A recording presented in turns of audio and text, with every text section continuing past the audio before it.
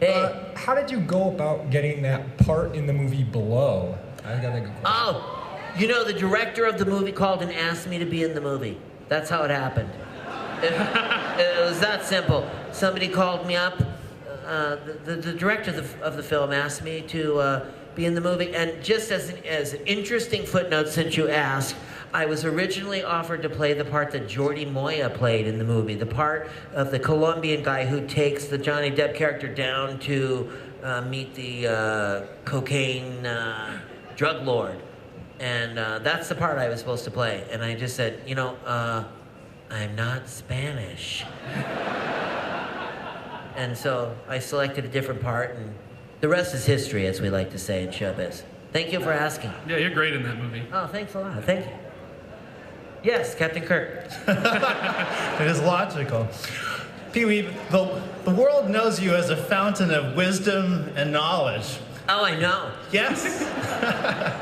And so the world wants to know from Pee-wee Herman, exactly how many licks does it take to get to the center of a Tootsie Roll Pop? Wow.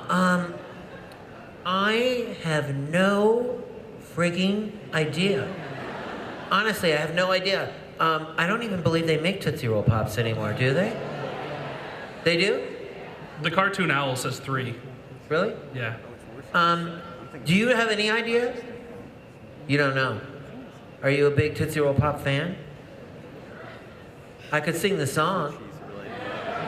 I'm a very lucky boy because I got a Tootsie Roll Pop. Thank you. Thank you. Hi, Pee-wee. I just want to say that I'm a big fan of all your work. Oh, thanks. And I just wanted to ask, have you and Andy Samberg have any more run-ins with Anderson Cooper? You know, we were going to originally kill Anderson Cooper in that movie, and they nixed that idea. I thought it was really funny. It was going to be a prank gone bad, and we were going to try to like move Anderson in his bed out somewhere, and then we had like a crane with a car over top of it, and we were gonna like just ring his phone, and when he woke up, go like, ah, ha, ha, look up, and there would be a car. But then during the film, something was gonna go terribly wrong, and we were gonna push the button accidentally, and the car was gonna drop and kill Anderson. And anyway, we didn't do that. We did something. That's the next digital short. Yeah. Yes, sir. Hello. Hello. What was it like working with Cheech and Chong and being their waiter? Cheech and Chong, who? Oh, Cheech and Chong have something in common with Johnny Depp, actually, who the last question was about, in that I just found this out the other day. I'm in 2 Cheech and Chong movies, and one of them, the second one, called Nice Dreams, where we all play mental patients in a mental institution where the lead doctor is Timothy Leary, who had just gotten out of prison when we shot the movie. More than you are interested in or asked about, but we shot the whole movie in a big mansion up above Sunset Strip in Los Angeles, and I just was told about a week ago that it's Johnny Depp's house now, and that it was originally Bela Lugosi's house, and it was this incredible, weird, crazy place where we shot the movie. I'm vamping because I can't remember what you asked me. What was it like working with Cheech and Chong? I wish I could tell you. I wish I could remember. No, I'm kidding. I'm totally kidding. It was incredible. Cheech and Chong came to the improv group that I used to work at, the Groundlings, and they hired many, many Groundlings to be in their movie, mainly because they had no script.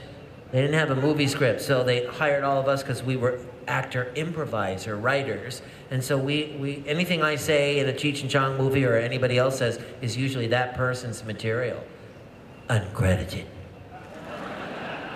But they were incredible people to work for. They're really, really fun, and they like to have a good time. I've been told we only have time for one more, unfortunately. Oh but, no, I could be here all day. I mean, we can start a revolution. Yeah. Let's do it. Let's all meet in the lobby at the Hyatt right after this. Hey, yes, baby, sir. I wanted to say, first of all, you're awesome in Mystery Men. Oh, thank you. The Foreker's time. Thanks a lot. You're a great character actor. You've been around for a long time. What's your favorite non-Pee-wee role that you've ever played?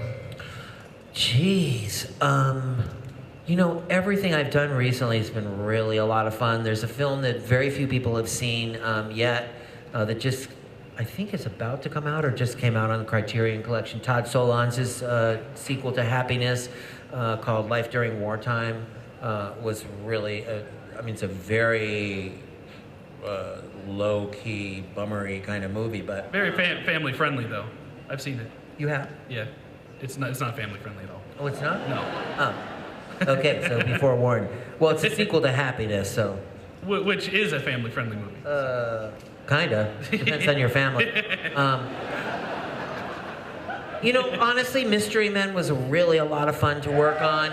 Blow was an incredible experience that ended so bittersweet because the unbelievably talented director passed away after the movie was shot. So if you speak to anyone connected to that movie, it's the first thing they'll say. It was such an incredible experience, and then ultimately there's this sort of sad stain on it for me personally, just because the director was such an unbelievably incredible man. So Ted Demme, yeah. Ted Demme. Yeah. But I don't really do too much that I don't like, and I'm kind of snobby about what I say yes and no to. So everything I've done recently I really like, because I usually, turn my nose up to it if it's something I don't like. So I feel like we shouldn't end on that note, though. That's so weird. Could we have one more happy, upbeat question, or? Yeah.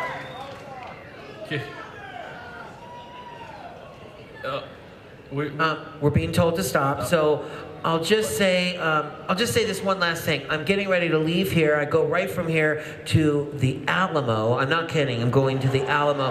It'll be my first time back at the Alamo since we shot Pee-wee's Big Adventure. And the reason I'm going, if you could guess.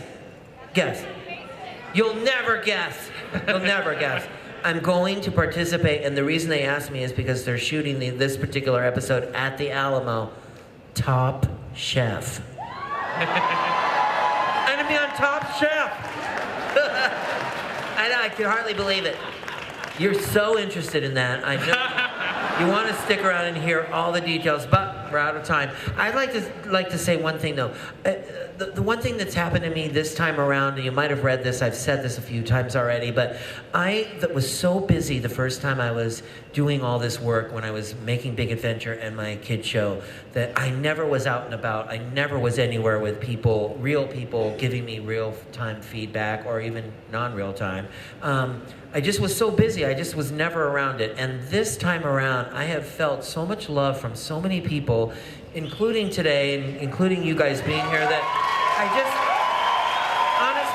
I mean this really seriously. Honestly, this has been such an eye-opener to me. I just never felt any of this. I never knew really. People always would go, people really like you, and you have so many fans and stuff, but I never really had a feeling about it firsthand. It was never my real experience. So I honestly just want to thank you so much, because this has been my theme this time around, is to sort of be in the moment and really feel like what's coming at me. And I feel it so strongly, and I just want to tell you, this really means something to me, that you showed up here and that you care about this. It really does. Honestly, it has serious, real meaning and real impact for me, and I thank you so much for coming. Really, thank you very, very much. Everybody thank Pee-wee for coming out to Comic-Con. Thanks. Have a good time. Once again, ladies and gentlemen, let's hear it for our special guest panelist, Mr. Pee-wee Herman, and our guest moderator from Ain't It Cool News, Mr. Eric Vespi.